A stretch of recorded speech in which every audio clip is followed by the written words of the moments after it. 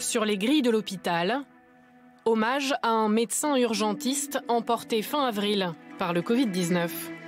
Éric Loupiac, 60 ans, est tombé malade après une garde aux urgences. Sa famille estime qu'il a été mis en danger par l'hôpital. Il disait que, vu qu'il n'avait pas les bons moyens de protection, il avait de grandes chances d'être contaminé.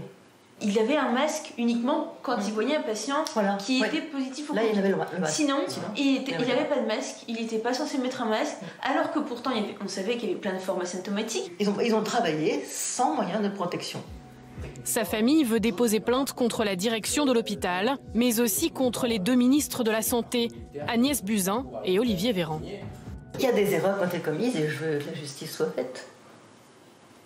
Je ne veux pas que mon mari soit à la victime et que rien ne se passe après. Et si on l'avait écouté, la situation serait nettement meilleure que maintenant. Et mon mari serait toujours là.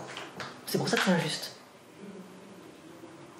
Et j'en veux à beaucoup de monde, nos responsables. Depuis quelques semaines, ils sont nombreux, personnels soignants et malades, qui veulent demander des comptes aux autorités. Ce site, par exemple, propose des modèles de plaintes pré-remplis. Parmi les professionnels de santé, le collectif de médecins C19 a déposé 2 plaintes devant la Cour de justice de la République. Ça, c'est la première plainte, d'accord ? Contre M. Édouard Philippe, Premier ministre, et Mme Agnès Buzyn, ancienne ministre de la Santé. Ce que nous reprochons au gouvernement, ça n'est pas une infraction involontaire. Vous avez mal agi, vous auriez pu mieux faire. Non, c'est pas ça. C'est vous avez choisi de ne pas faire.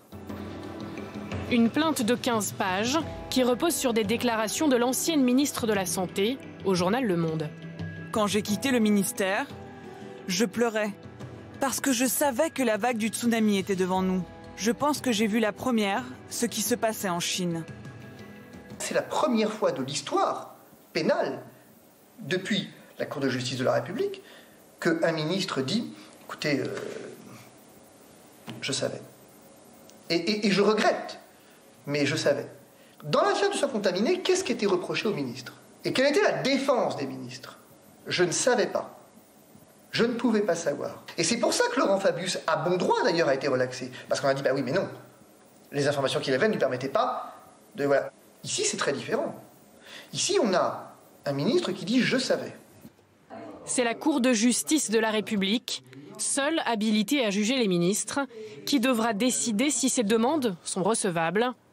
Depuis le début de la pandémie, elle a reçu 63 plaintes déposées contre des membres du gouvernement.